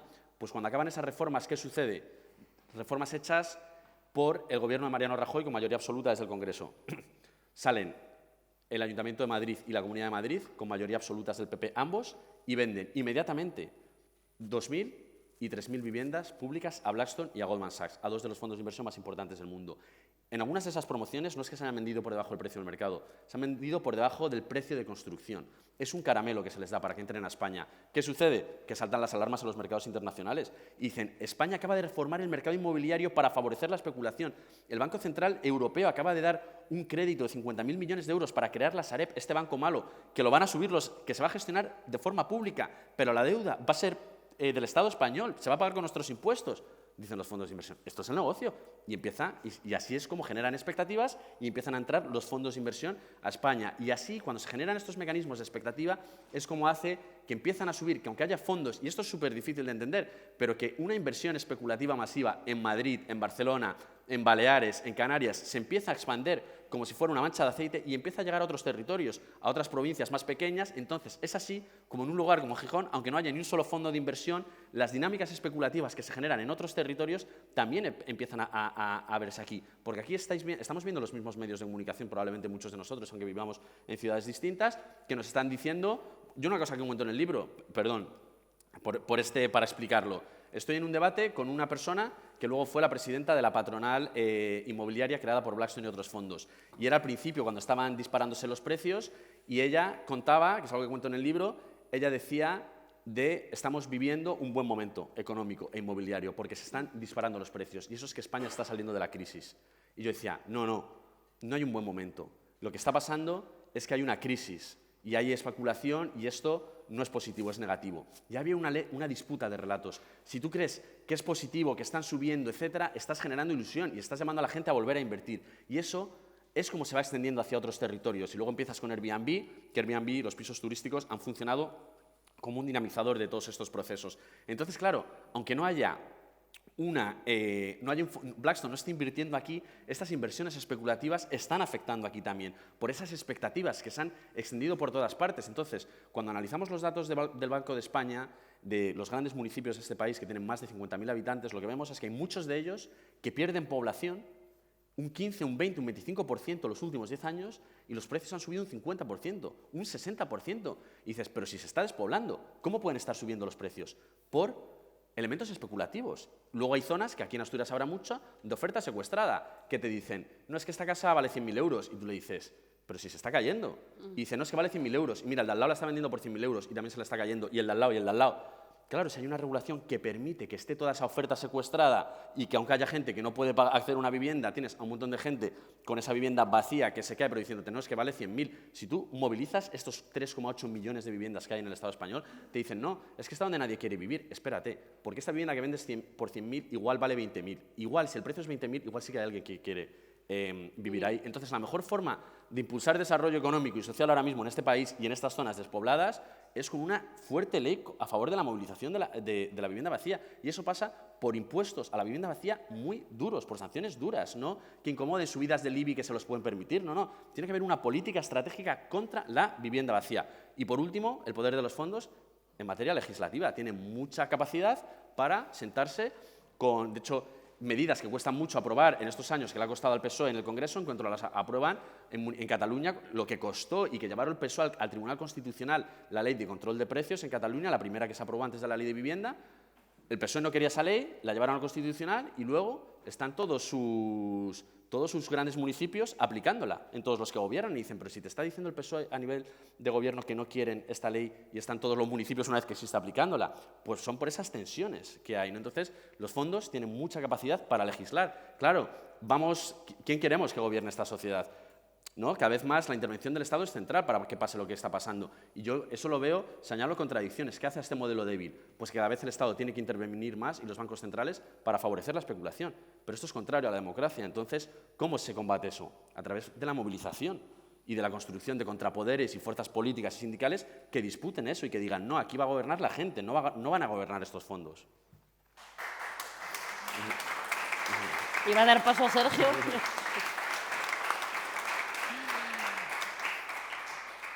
Sergio, cuando quieras. Yo he notado un montón de cosas. La primera es una matización léxica, no es la primera vez que la hago, pero me parece importante no comprar el léxico de los otros cuando nos referimos a determinados fenómenos. Eso de la inquiocupación es un palabra que no existe, no es correcto. Si hay un contrato por el medio, no es ocupación, es impago y se dirime en tribunales.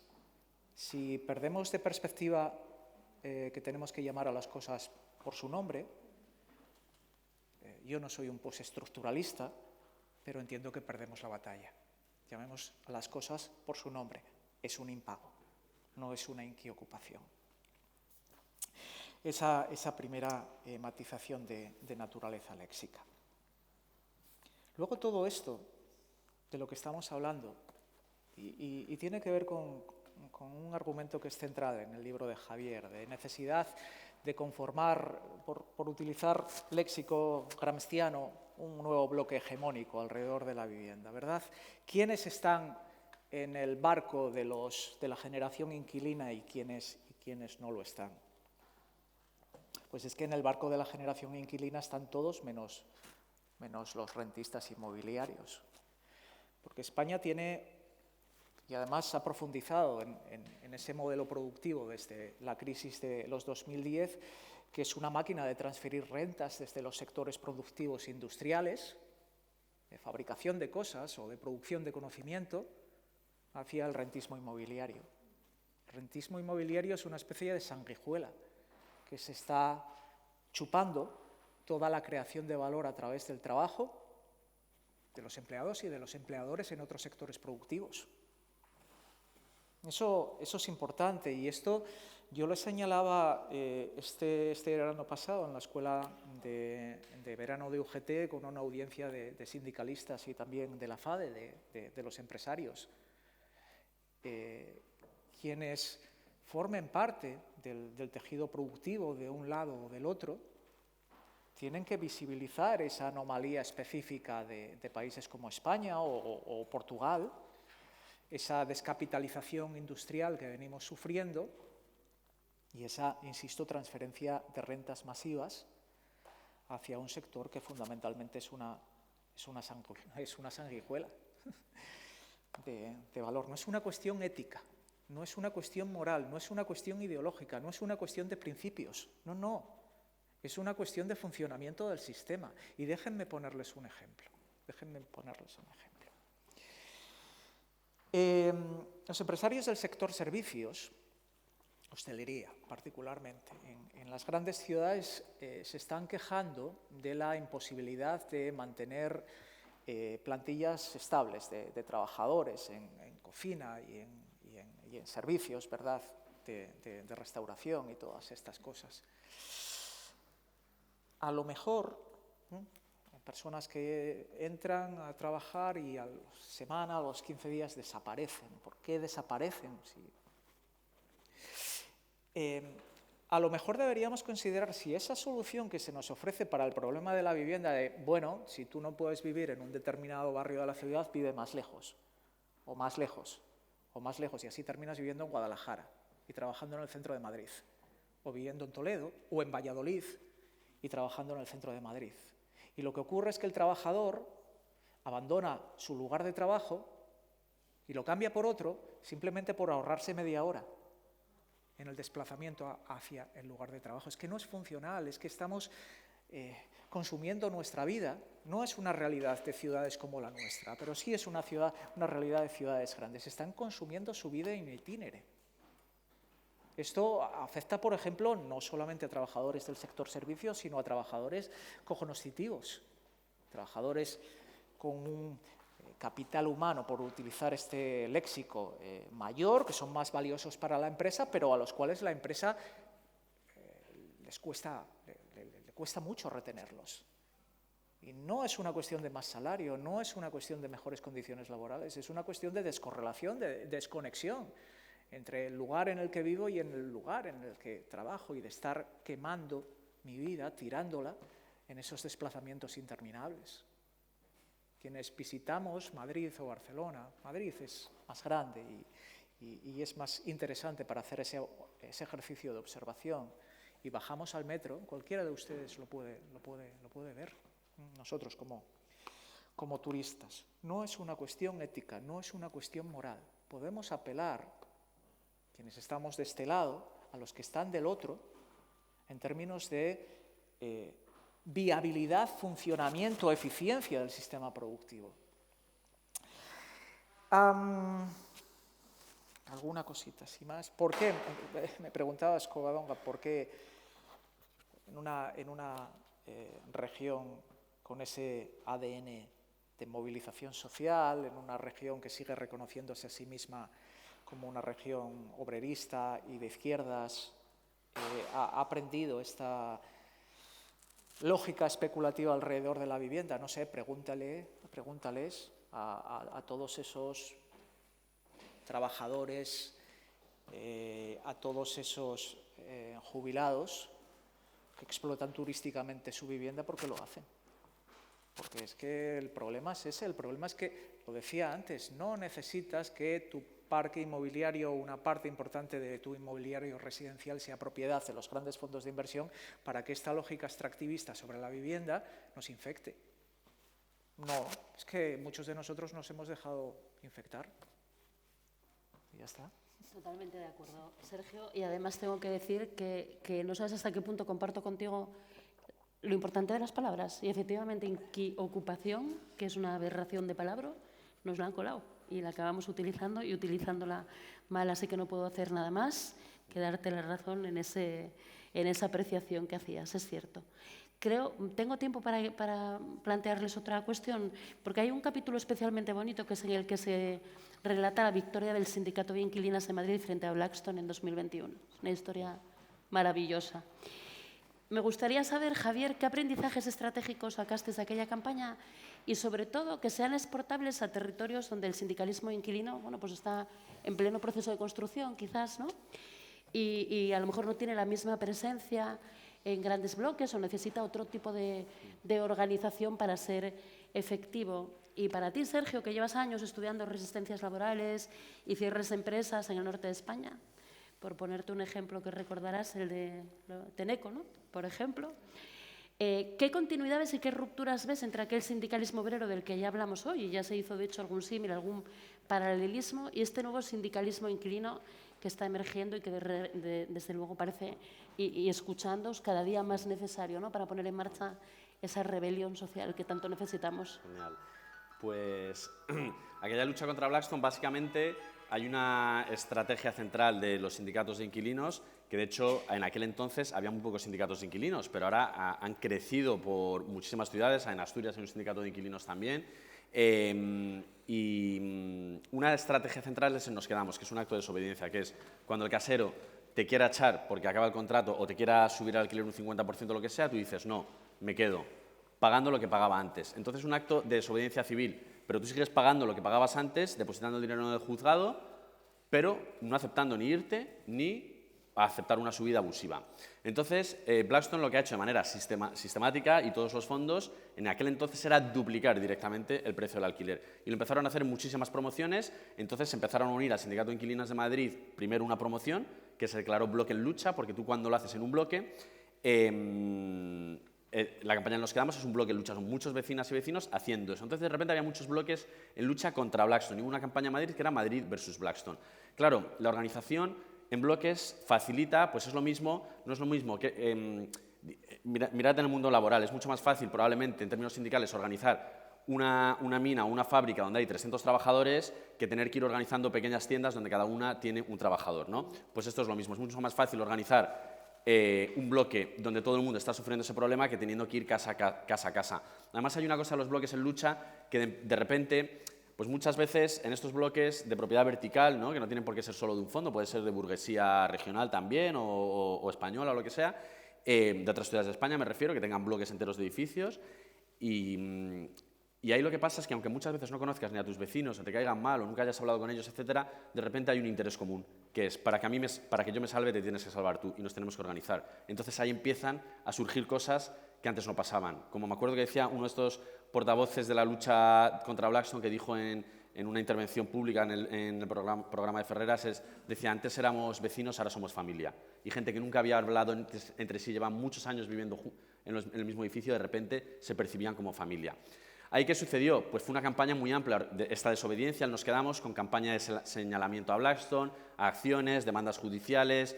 Vino un relator de Naciones Unidas a España y se le llevó allí, una acción también en el Defensor del Pueblo, se le llevó al Congreso, se les declaró fondo non grato en distintos municipios, etc. Se hizo de todo, ¿no? Muchas acciones de todo tipo, de desobediencia, judiciales, políticas, institucionales.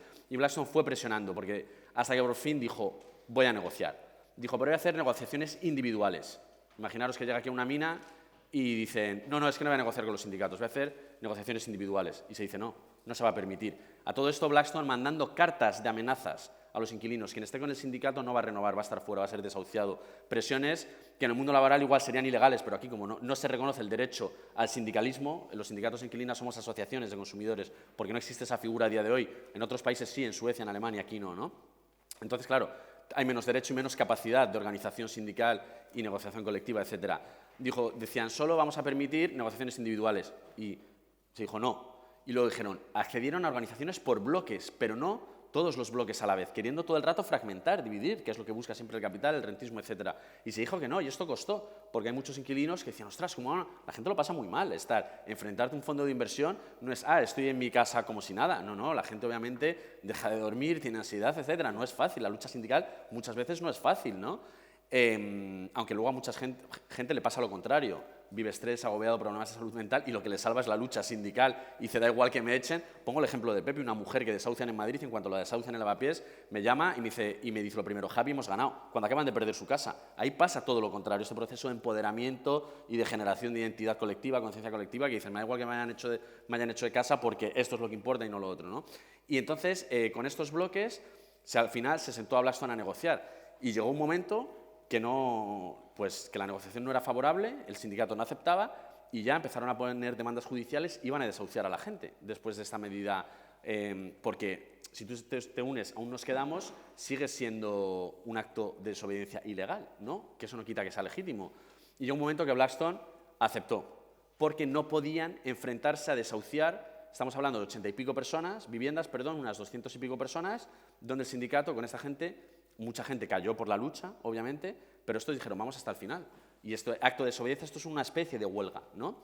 Y al final Blackstone tenía la ley de su lado, podía expulsar a la gente y subir los alquileres, y perdió, porque dijo, tengo que negociar, porque la lucha sindical me ha ganado, porque no puedo asumir los costes, ¿no? Mediáticos y como empresa, etcétera, de que esto pasa y de que empiece a haber desahucios, que empiecen a parar los desahucios, etcétera.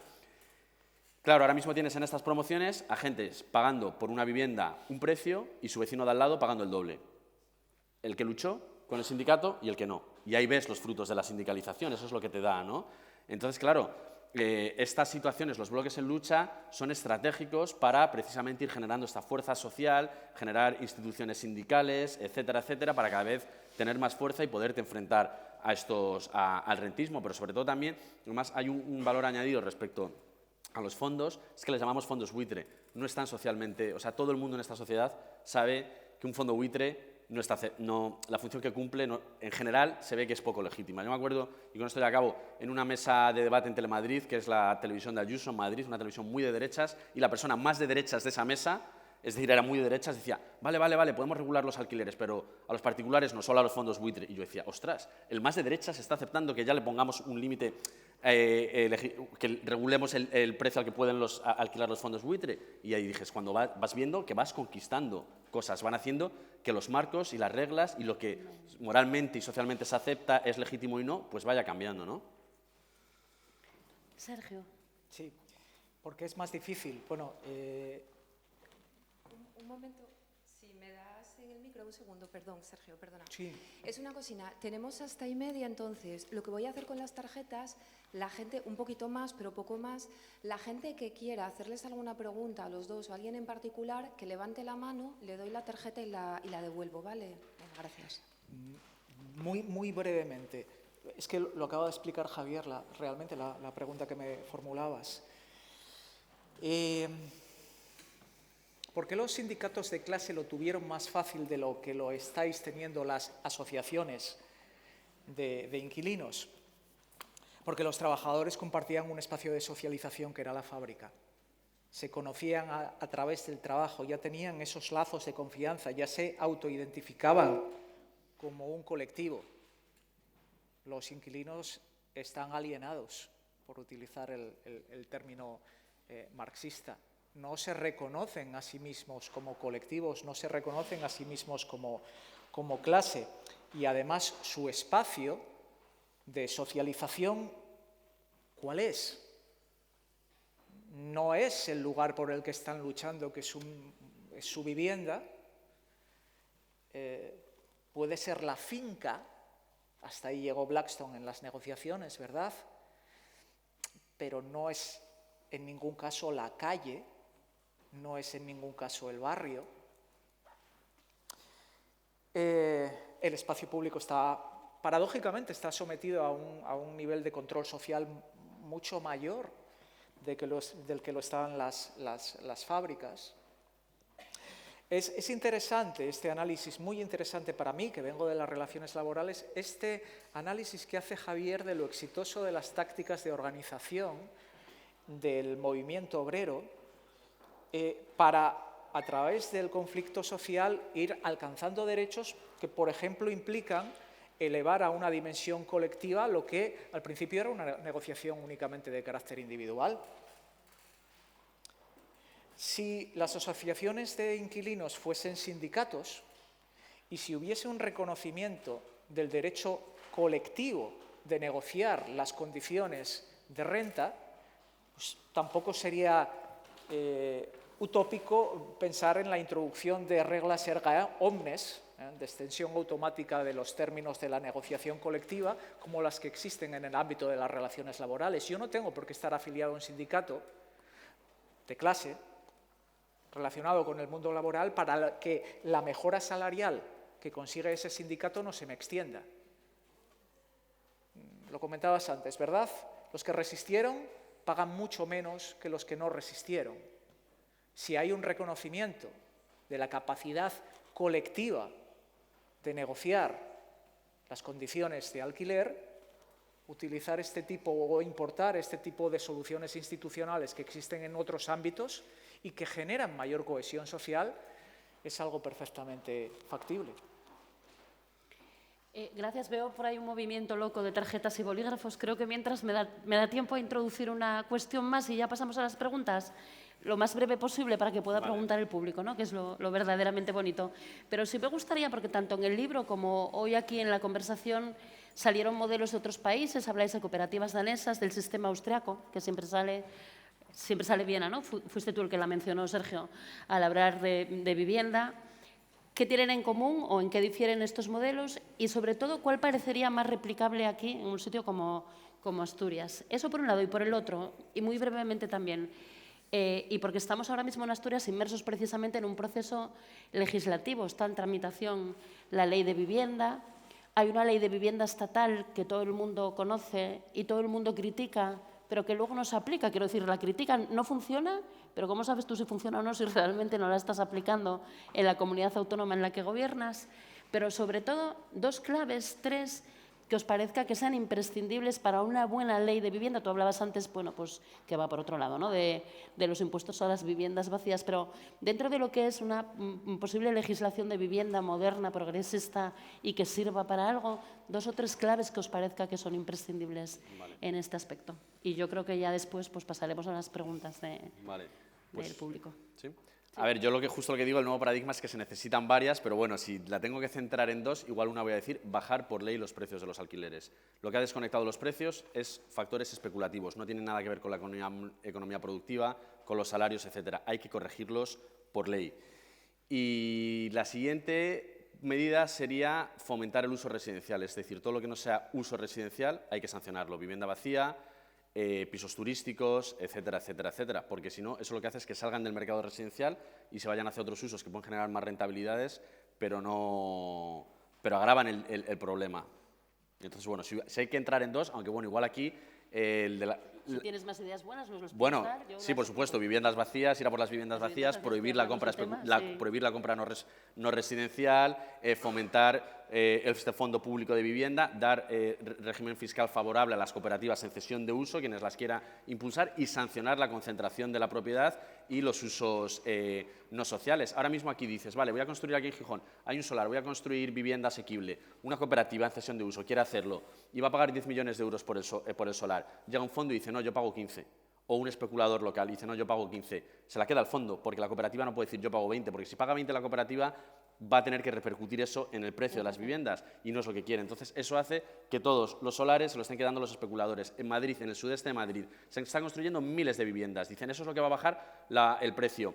Han salido viviendas de 2 habitaciones, €500.000 en sitios que no hay nada, que no hay ni carreteras, ni centro de salud, ni colegios, ni nada. Dices, ¿esta es la oferta de vivienda, la construcción de vivienda que va a bajar el precio? No, porque lo están construyendo los especuladores, los fondos, etcétera. Entonces, claro, y bueno, y otra cosa, lo principal, la Sareb pagada y financiada con dinero público. ¿Cómo puede ser que esté desahuciando y que se esté especulando y que fondos como Blackstone estén gestionando sus viviendas, ¿no? O que ahora mismo hemos visto que Alquiler Seguro ayer le puso una multa de 3,6 millones de euros al Ministerio de Consumo y ya ha anunciado el Ministerio de Vivienda que es uno de los que están licitando para gestionar su parque inmobiliario, una licitación de 60 millones de euros. Pero ¿cómo vas a permitir que una agencia inmobiliaria a quien le acabas de poner una sanción de 3 millones de euros por prácticas abusivas e incumplimiento de la ley te gestione esa vivienda con carácter social? No puedes, tiene que haber incompatibilidades, ¿no?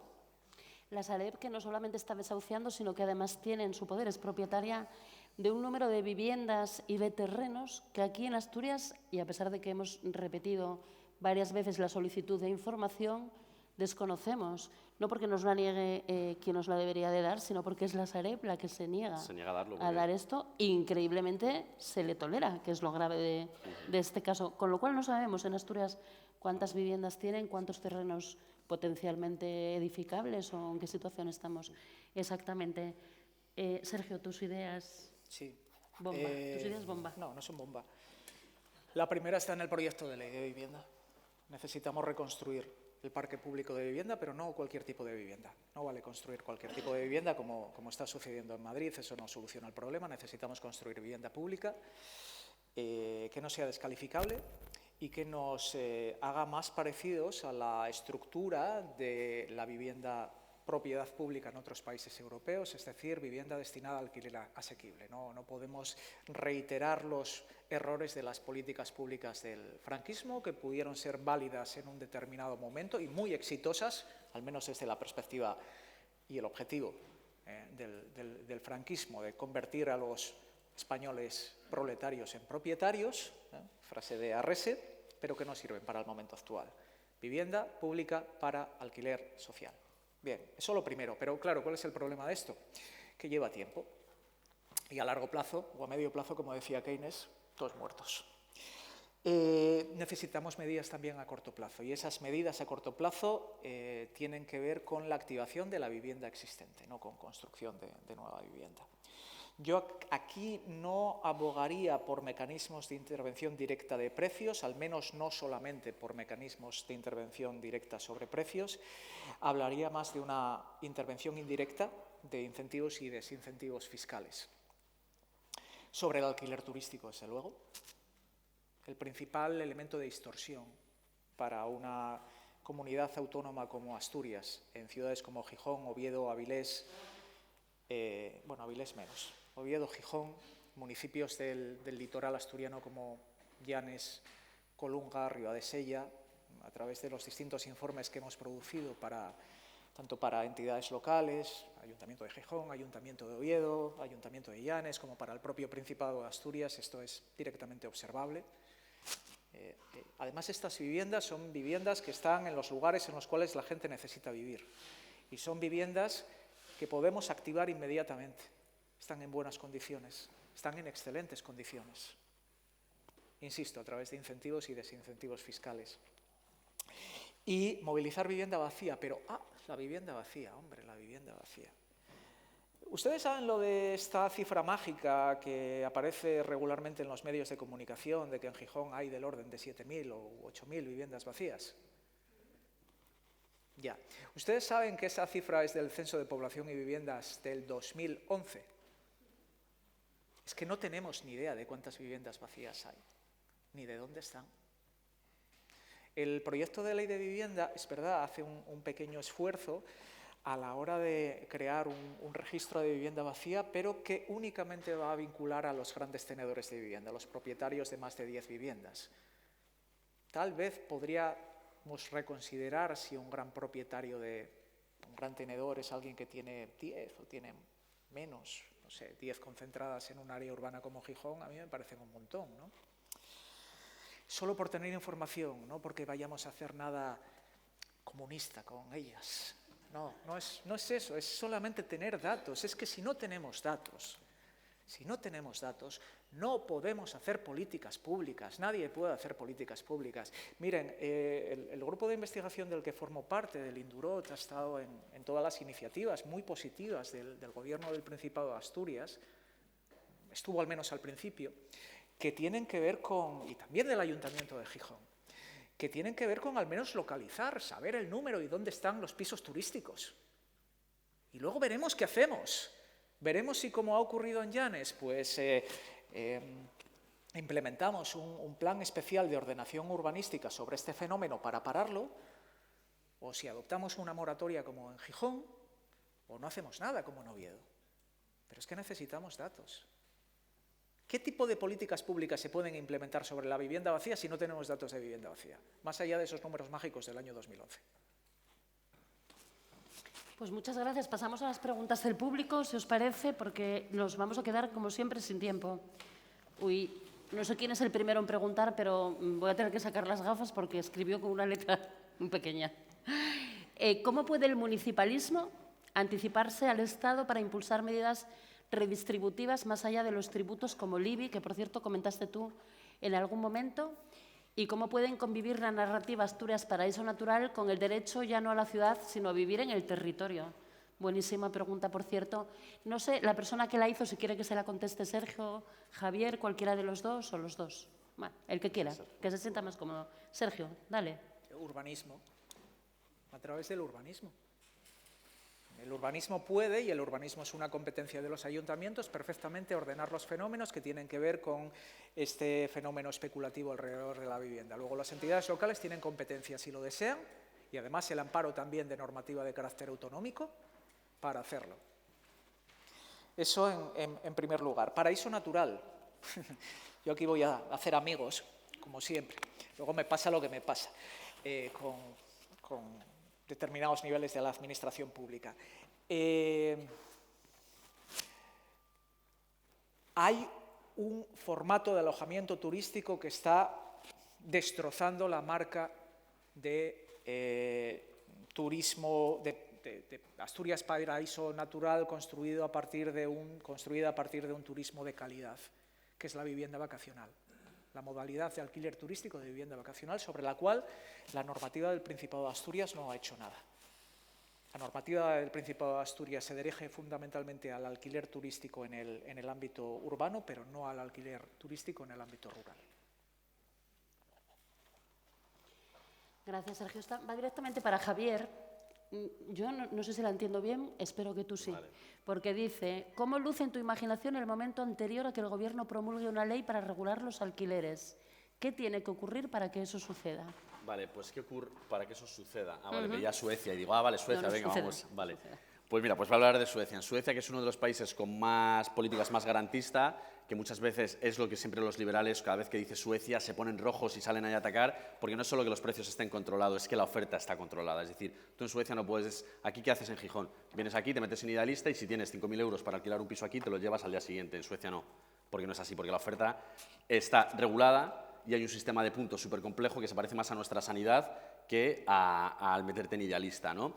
¿Cómo consiguieron eso? A través de luchas en bloques, desobediencias a leyes injustas, generaron un sindicalismo súper fuerte, parecido, estamos hablando de los años 30, pues parecido al que hubo aquí en los años 30, pero también con ese ámbito en la vivienda, y que se consolidó, no desapareció, y claro, ahora mismo hay un sindicalismo allí súper fuerte, que es lo que permite que la política de vivienda no sea como la que hay aquí, sea súper garantista. Entonces, una vez más, sindicalismo y desobediencia. Pero no es que lo diga yo, es que si tú dices, plantearos, ¿por qué tenemos cualquier derecho de los que tenemos? ¿Cómo se nos han conquistado estos derechos? ¿Por qué hoy un niño de 10 años no puede trabajar, por ejemplo? ¿O por qué, si trabajando te pones malo, tienes derecho a cobrar mientras no vas a trabajar o tenemos derecho a una jubilación?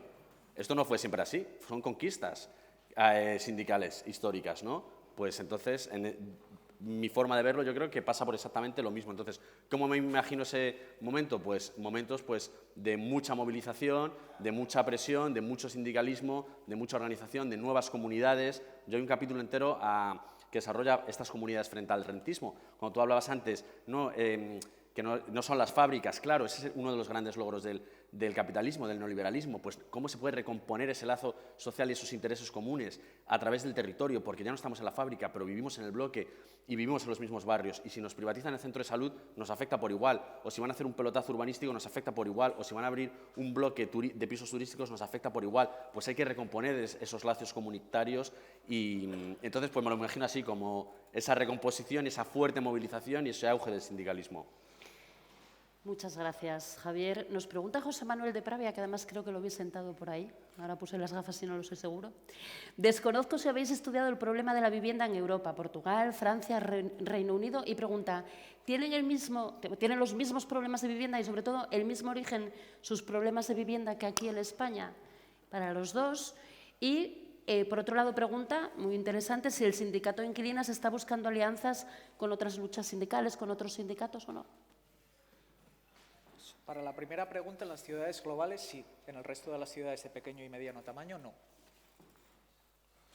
El problema o la problemática es específica de España, Portugal, pero no de estos países que cuentan con un parque inmobiliario de propiedad de titularidad pública que cubre pues, un 20, un 30% del parque inmobiliario total, porque es que tienes mucha capacidad para fijar indirectamente precios.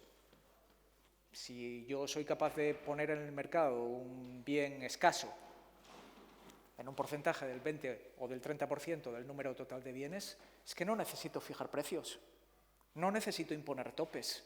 Es que el precio de mercado me va a seguir a mí.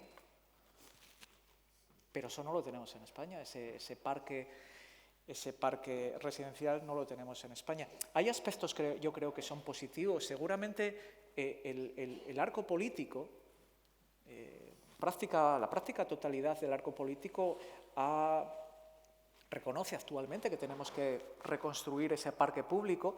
El espacio de debate tiene que ver con la modalidad a la cual se va a dirigir ese parque de vivienda pública. Insisto, si se va a destinar a compra, a fabricar nuevos propietarios, o se va a destinar al alquiler. Pero es un avance, y es un avance muy significativo en ese cambio de mentalidad que señala Javier en el libro, que hay una toma de conciencia, que es una toma de conciencia en la cual la sociedad civil va por delante de los partidos políticos, pues de la necesidad de revisar lo que hemos tenido en estos últimos 40 años, que no ha sido una política de vivienda, ha sido una política inmobiliaria realmente, de suelo y de actividad económica alrededor de la vivienda, pero no de vivienda que se construye para vivir, no de dar soluciones habitacionales. Eso está cambiando y es positivo que esté cambiando. Sobre alianzas con otras... Sobre alianzas, en el caso de Asturias lo desconozco más, en el caso de Madrid hay muchísima alianza con el sindicalismo laboral, ecologista, etcétera. Yo hablo también de esa alianza necesaria en el libro. Y sobre lo que está pasando en Europa, sí que es cierto que no es como el caso español, por lo que acabas de comentar, Sergio, pero sí que hay una dinámica de este capital especulativo, los fondos, etcétera, y utilizan otros mecanismos y le está afectando. ¿Qué pasa? En Suecia, por ejemplo, para desbloquear el control de precios, tienes que renovar la vivienda entera, tienes que meter mucho dinero para renovarla y así desbloqueas el control de precio. Entonces, ellos están haciendo eso. Para desahuciar, tienen que renovar. No es como aquí, que simplemente tienes que decir, te vas y meto a otra persona. Allí tienes que renovarlo. Entonces, se están viendo esas dinámicas también. De hecho, en Alemania, que cuenta con, lo que ha dicho Sergio, un parque inmobiliario que no tiene nada que ver con el nuestro, está viendo este problema. y está habiendo mucha movilización y mucho sindicalismo. Y en 2021 hubo un referéndum para expropiar a los grandes propietarios de la ciudad, para expropiar casi 300.000 viviendas. Y siendo Alemania la capital de la principal potencia económica de Europa, el 56% de la población dijo sí, hay que expropiarles. Y una vez más se vio que los votantes del PSOE, del SPD de allí, el PSOE de allí, la socialdemocracia de allí, no quería, estaba en contra de la expropiación y sus votantes votaron que sí. Y una vez más vemos esa desafección, ¿vale?, que se da entre la política socialdemócrata y el PSOE a nivel europeo y también aquí, y sus votantes. Y con esto, como ya estamos acabando, puedo añadir un poco... También de positivo, está creciendo el sindicalismo inquilino, todo el mundo puede hacer algo, no pensáis, se pueden apoyar de muchas formas y vuelve a haber movilización. Y de hecho, al PSOE, porque aquí estáis debatiendo una ley de vivienda, se le puede hacer que muevan sus posiciones. En 2018 presentaron una reforma a la ley de arrendamientos urbanos, vía decreto, y conseguimos que se la tumbara. Y fue duro, porque nos daba derechos y decíamos, es insuficiente. Y conseguimos que en enero se votara en contra de esa ley en el Congreso. Y 2 meses después, en marzo de 2019, conseguimos la LAU que tenemos ahora con mucho más derechos. Cuando empezó la pandemia, el PSOE en reuniones nos dijeron que Calviño, la ministra de Economía y vicepresidenta del Gobierno, no iba a haber ayudas ni prórrogas en el marco del alquiler. Tras unos meses de lucha y de presión, conseguimos moratorias, prórrogas, etc. Hace 3 semanas, el PSOE a la interna estaba diciendo que no iba a haber prórroga de alquiler en este país. Y hace 2 semanas el Consejo de Ministros aprobaba esta prórroga. Aquí podéis hacer también que el PSOE mueva las posiciones y la ley de vivienda que se ha presentado, que es completamente insuficiente, puede cambiar y está a tiempo de que cambie. Pero aquí tenéis que formar parte, todo el mundo es necesario, tiene que formar parte de eso y de la presión para que eso cambie. Nadie se puede quedar en su casa pensando que es ajeno a ellos, ¿no? Así que estáis a tiempo porque tenéis esa oportunidad, ¿no? Enlazando con esto que acabas de decir, y muy brevemente, porque creo que nos tenemos que marchar ya, hay alguien aquí que pone para Covadonga, en junio el Gobierno de Asturias quiere sacar una ley de vivienda. Bueno, en junio ya veremos, saldrá cuando salga. Como ya os dije, efectivamente estamos en pleno proceso de tramitación y por nuestra parte, y precisamente por eso estoy especialmente satisfecha, ha sido un placer escucharos porque aprendí muchísimo, aprendimos todas muchísimo, ¿no? Pero nuestro papel, evidentemente, es el de enmendar esa ley, el de presentar cuantas enmiendas y cuantas propuestas podamos para enriquecerla, para hacerla mejor, para hacerla una ley, bueno, pues más progresista, más avanzada y que verdaderamente suponga una solución o por lo menos una parte importante de la solución para el tremendísimo problema de la vivienda, en la dirección justo de lo que comentabais los dos, ¿no? De sanción a los usos que no sean el uso residencial, de pues impuestos a la vivienda vacía, de todo lo que tiene que ver con el tremendo problema que supone el uso turístico de las viviendas en Asturias, una serie de cuestiones que ya tenemos trabajadísimas y que esperamos, por cierto, que se incorporen a la ley que se apruebe definitivamente o no, ya veremos lo que pasa con ella. Muchísimas gracias por venir, espero que hayáis disfrutado tanto como yo, por lo menos, escuchando a Sergio y a Javier y a Sergio. Es un placer absoluto, esperamos poder vernos más veces. Y leed el libro, por supuesto, me está diciendo Sergio, yo como ya lo leí me olvido de recomendarlo. Por supuesto, leed el libro, que lo tenéis a vuestra disposición, lo podéis comprar si queréis al salir, es más, os lo puede firmar el autor, que eso ya es un lujo auténtico. Muchísimas gracias y un aplauso para los dos.